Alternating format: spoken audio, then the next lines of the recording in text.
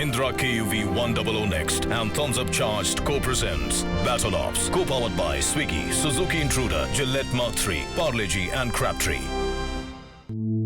मालदीव एक छोटा सा देश है जिसमें 200 के लगभग द्वीप हैं। ये श्रीलंका के दक्षिण में स्थित है और इसकी राजधानी माले केवल 2 वर्ग मील में फैली हुई है। मालदीव अपने व्हाइट सैंड बीचेस और साफ सुथरे समंदर की वजह से बहुत से टूरिस्ट्स को अपनी तरफ आकर्षित करता है, लेकिन भारत के लिए इस देश का अलग ही महत्व है। मेरे हिसाब से मालदीव्स हमारा बहुत ही महत्वपूर्ण पड़ोसी है और हमें किसी भी हालत में मालदीव को अपने से दूर नहीं होने देना चाहिए। लेकिन हालात ऐसे थे कि उन दिनों हम पाकिस्तानी F4 पैंथम फाइटर्स के प्रशंसक थे। मैं अपने सहयोगियों से पूछना चाहूंगा कि क्या आप जानते हैं कि मालदीव भारत से कितना दूर है, क्योंकि एक पैंथम फाइटर वहां से आसानी से बेंगलोर पहुंचकर एक बॉम्ब गिरा सकता है। वो बस इतना ही दूर है। भारत के लगभग सभी मालवाहक जहाज मालदीव से होकर गुजरते हैं और भारत ने ऐसे कदम उठाए हैं ताकि चीन हिंद महासागर पर अपना कब्जा न बना पाए। मालदीव 1965 में अंग्रेजों से आजाद हुआ था और राष्ट्रपति गयूम इस देश के दूसरे राष्ट्रपति थे। उन्होंने 1978 में राष्ट्रपति इब्राहिम नासिर के बाद यह पद संभाल लिया था, जो कि बाद में देश छोड़कर चले गए थे। 1980 और 1983 में उनका तख्ता पलटने की 2 नाकाम कोशिशें की गई। 3 नवंबर 1988 को की जाने वाली कोशिश उनका तख्ता पलटने की तीसरी कोशिश थी। ये जबरदस्त साजिश थी। लतीफी को राष्ट्रपति बनाने का वादा किया गया था, जिसके बाद प्लॉट आसानी से श्रीलंका और भारत में गन्स, ड्रग्स और गोल्ड की स्मगलिंग कर सकता था। हम ये कभी नहीं चाहते थे कि हमारे आसपास के इलाके में हिंसा या जोर जबरदस्ती से सरकार बदलने की रवायत पड़ जाए। 3 नवंबर 1988 से 2 दिन पहले सुबह 8:30 बजे अब्दुल्ला लतीफी के नेतृत्व में 80 लोगों के एक समूह ने 2 फिशिंग ट्रॉलर्स का अपहरण कर लिया। जब वो माले पहुंचे, एक ट्रॉलर ने प्रेसिडेंशियल जेटी में लंगर डाला और दूसरे ट्रॉलर ने कमर्शियल हार्बर में। 2 तरह के लोग इस काम के लिए इकट्ठा हुए थे। मालदीव के विदेश सचिव इब्राहिम जाकी कई देशों को फोन कॉल्स कर रहे थे, जिनमें Britain, America, Singapore, Pakistan, Sri Lanka और भारत शामिल थे। पाकिस्तान और श्रीलंका ने अपनी केपेबल ना होने की बात कहते हुए इनकार कर दिया। सिंगापुर ने भी ऐसा ही किया। ब्रिटेन ने कहा कि भारत से मदद मांगो क्योंकि ये इलाका उसकी हद में है। अमेरिका ने कहा कि अमेरिकन आइलैंड डियागो गार्सिया लगभग 1000 किलोमीटर दूर है और सेना को मालदीव में पहुंचने में 1-2 दिन लग सकते हैं। बचाव दल को माले शहर में पहुंचने के लिए कुछ ज्यादा समय भी लग सकता है। तभी भारत का जवाब आया। वक्त बहुत कीमती था। प्रधानमंत्री राजीव गांधी उस दिन कोलकाता से वापस आ रहे थे। उन्होंने साउथ ब्लॉक में तत्काल एक बैठक बुलाई। प्रधानमंत्री के साथ हुई बैठक में यह फैसला लिया गया कि इस ऑपरेशन का नेतृत्व करने के लिए पैरा ब्रिगेड से बेहतर कुछ नहीं हो सकता।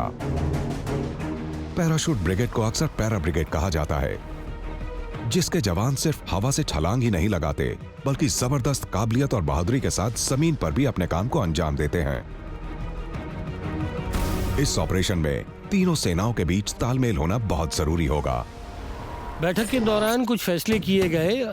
उनमें से एक था अमेरिकियों को इन्फॉर्म किया जाए, क्योंकि वो डीगो गार्सिया में थे, और दूसरा ये कि जब तक हम ना पहुंचे प्रेस को कुछ ना बताया जाए। Joint director operations transport and helicopters group captain Ashok Goyal ने ऐसे जहाजों के बारे में जानकारी दी जो कि मिशन के लिए आसानी से उपलब्ध हो सकते थे। 5 IL-76s 16 AN-32 आगरा में मौजूद थे। 14 AN-32 को जोरहाट, आसाम से आगरा लाना पड़ेगा।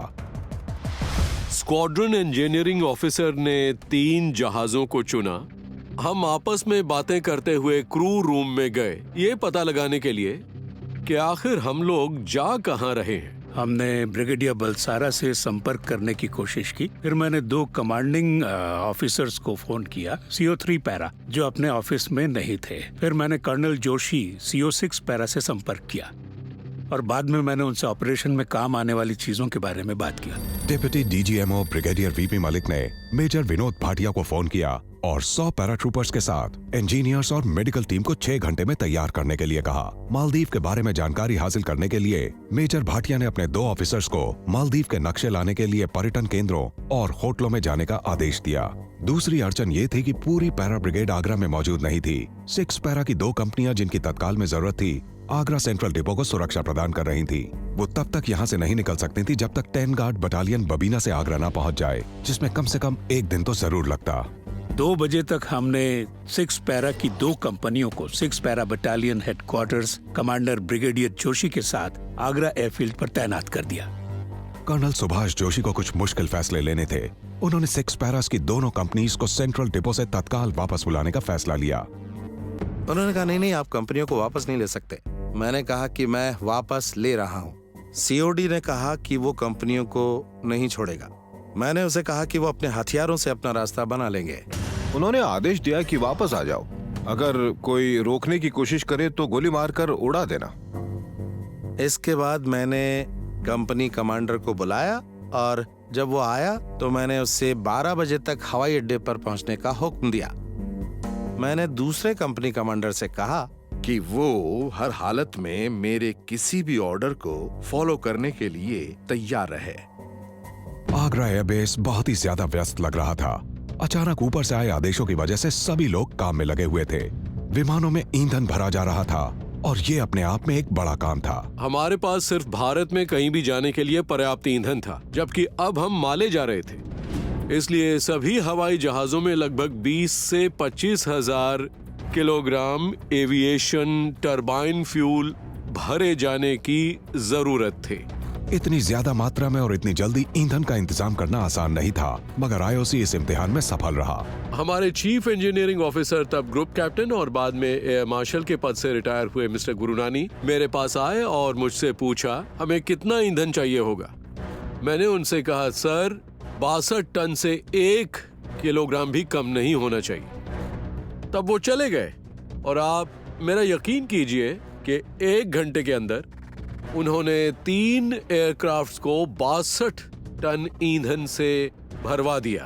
3 नवंबर 1988 को हुए कई चमत्कारों में से ये पहला था।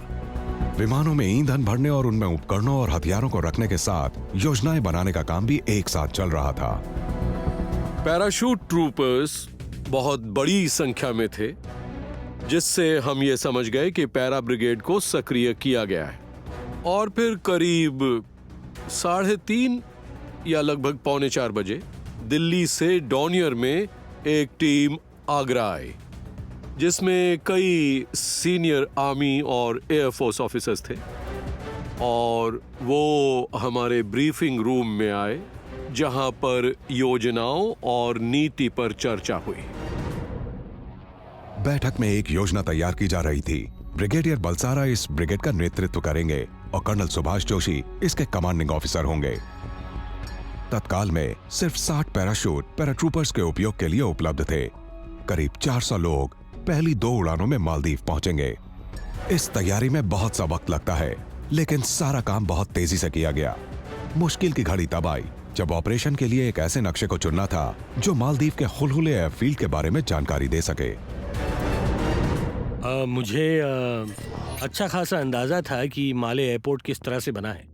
उसे एक भारतीय कंस्ट्रक्शन कंपनी ने बनाया था और मैंने देखा कि उसकी दिशा उत्तर दक्षिण की थी।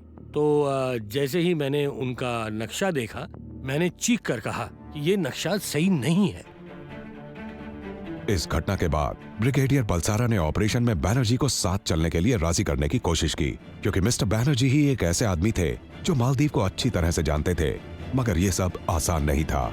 मैंने उनसे कहा कि मेरी 2 शर्तें हैं। सरकार को बताएं कि आप मुझे अपने साथ ले जाना चाहते हैं, और अगर मंत्रालय इस बात पर राजी हो गया तो मैं चलूंगा। दूसरी बात यह कि मुझे सुबह शेव करनी होती है, इसलिए मुझे रेजर की जरूरत पड़ेगी। वो दिन मिस्टर भाटिया के परिवार के लिए बिल्कुल अलग था।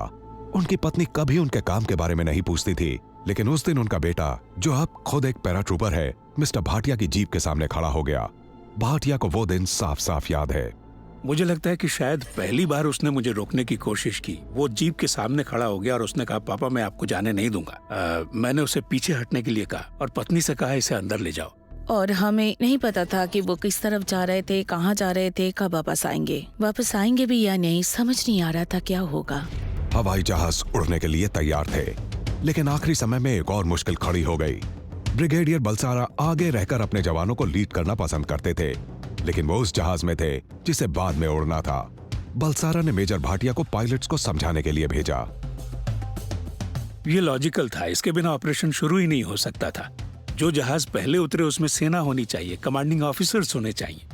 मैंने कैप्टन बेवूर को बताया कि वो थोड़ा बाद में आए, दूसरे जहाज को पहले उड़ने दें। मुझे लगता है कि वो इसकी वजह समझ गए। दोनों IL-76 अपने रास्ते पर थे। ऑपरेशन कैक्टस आधिकारिक तौर पर शुरू हो चुका था। ग्रुप कैप्टन जॉर्डिया को एहसास हुआ कि वो जहाज में अपना एक पसंदीदा काम कर सकते हैं। उन्होंने अपनी डायरी खोल ली। उन्हें डायरी लिखने की आदत थी। मैं घर में कुछ मीठी यादें लेकर जाना चाहता था। मैं ट्रेनर होने के नाते सीनियर ऑफिसर्स के पास जा सकता था। मैं ब्रिगेड बलसारा के पास गया और मैंने उनसे कहा कि जो कुछ भी उनके दिमाग में चल रहा है वो उसे मेरी डायरी में लिख दें। उन्होंने लिखा कि कल 10 बजे तक भारत हवाई अड्डे और राष्ट्रपति को सुरक्षित कर लेगा। उसके बाद ग्रुप कैप्टन जॉर्डिया बैनर्जी के पास गए। उन्होंने लिखा कि मैं प्रार्थना करता हूं कि हर चीज योजना के अनुसार ही हो। भारतीय सेना को अपने ऊपर पूरा भरोसा था, लेकिन पिछले 10 घंटे से मालदीव पर विद्रोहियों का कब्जा था। अभी तक किसी दूसरे देश ने सहायता की पेशकश नहीं की थी और ज्यादा विद्रोहियों के यहाँ पहुंचने की संभावना थी। उम्मीद के बावजूद भारतीय सेना के लिए तख्ता पलट की कार्रवाई से सफलतापूर्वक निपटना आसान नहीं होगा। जहाज भारतीय उप महाद्वीप के ऊपर से चुपचाप उड़ते रहे। जहां तक दुनिया का सवाल है, एक हवाई जहाज किलो 2878 आगरा से त्रिवेंद्रम की एक नियमित उड़ान पर था। और अगर हमने पेपर्स पर लिखा होता कि हम आगरा से मालदीव जा रहे हैं, तो दिल्ली के पालम हवाई अड्डे पर हमें कस्टम और इमिग्रेशन के लिए रोका जाता। तब सोचिए, ब्रिगेडियर बलसारा और कस्टम के कलेक्टर को आमने सामने देखकर कितना मजा आ जाता। तो उस वक्त मिस्टर गिल मेरे से 1 किलोमीटर पीछे थे। वो अपने वेदर रडार से मुझ पर नजर रखे हुए थे और हम अपने टेल्ड गनर्स रडार से उन पर नजर रखे हुए थे। उन्होंने अपनी नेविगेशनल लाइट्स नहीं जलाई थी और ना ही रास्ते में किसी ATC से बात की थी। त्रिवेंद्रम से करीब 70 से 80 किलोमीटर की दूरी पर उन्होंने मुझे धीरे धीरे उतरने के लिए कहा, क्योंकि मुझे वहां लैंड करना था। लेकिन मेरा वहां उतरने का कोई इरादा नहीं था। मुझे पता था कि सदर्न एयर कमांड में ग्रुप कैप्टन पणिक्कर तैनात हैं और वो यकीनन इस कार्रवाई का हिस्सा होंगे। तो मैंने ऐसे ही त्रिवेंद्रम ATC से पूछा कि क्या ग्रुप कैप्टन पणिक्कर वहां हैं? तो उन्होंने कहा हाँ, वो यहाँ पर हैं। ये पक्का हो जाने के बाद मैंने उनसे बात की। हमने इराक में इकट्ठे काम किया था, इसलिए अरबी जानते थे। मैंने उनसे अरबी भाषा में आगे जाने की अनुमति मांगी। मैंने कहा क्या मैं जाऊं? तो उनका जवाब था ग्रोक, जिसका मतलब है निकल जाओ। अब उन्होंने कैसे त्रिवेंद्रम ATC को ये सब समझाया होगा, मैं इसके बारे में बिल्कुल नहीं जानता। पूरी तरह से गोपनीयता सुनिश्चित करने के लिए रखी गई रेडियो चुप्पी तब खत्म हो गई जब ब्रिटिश एयरवेज की उड़ान 2 IL-76 में से एक के रास्ते में आ गई। कुछ मिनटों के अंदर ही BBC ने खबर दे दी कि भारत मालदीव की सहायता के लिए निकल पड़ा है।